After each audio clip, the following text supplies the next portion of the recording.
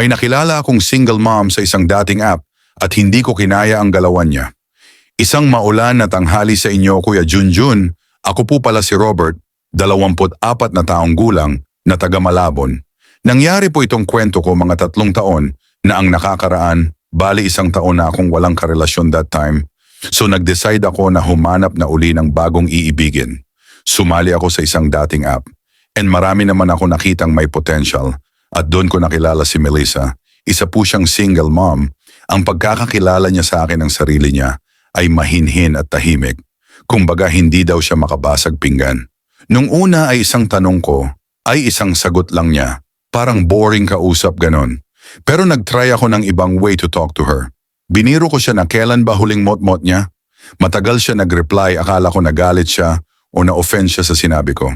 Pero after mga ilang oras ay sumagot na siya na, matagal na akong walang mot-mot. Kasi panay daw siya, work at alaga sa anak niya.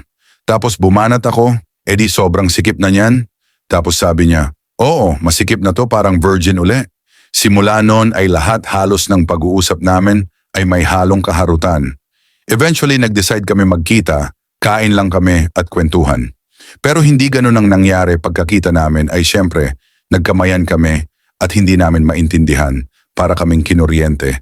At bigla ko nasabi sa kanya na, okay lang ba sa kanya na kumuha kami ng room at doon na lang kami kumain at mag-usap para hindi masyado maingay.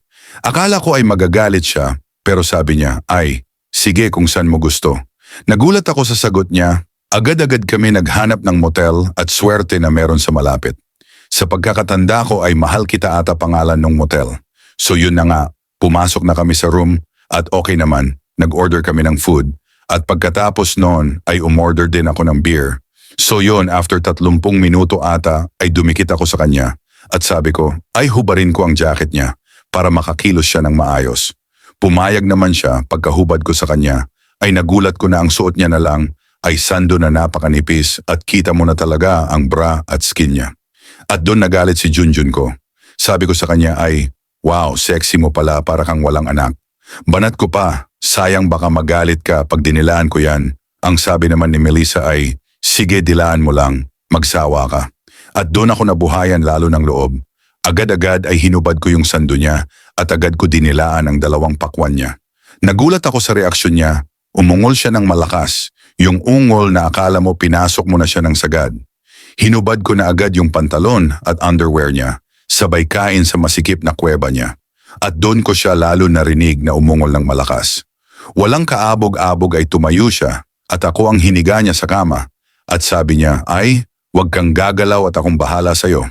At doon ko nakita ang pagka-wild ni Melissa. Grabe ang pagka-wild niya, akala mo ay sabik na sabik. Kinabayo niya ako at grabe ang galing niya umibabaw.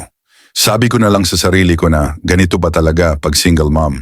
Ang lupet at ang sarap sa kama. Hindi pa siya nakontento at doon na kami pwesto sa parang sofa doon sa loob ng room. At doon ay tinira ko siya ng dog style at todo siya sa sigaw na, isagad mo pa, ibaon mo pa. Nagagalit siya pag hinihinto ko. Hindi ko alam kung anong mararamdaman ko nung araw na yon, pero grabe 2 lang masasabi ko. Walang katulad ang isang single mom at wag na wag mo silang hahamunin dahil ikaw ang susuko sa kanila. Naka5 rounds ata kami ni Melissa. At hanggang ngayon ay hinahanap-hanap ko pa rin ang alindog at galing ni Melissa.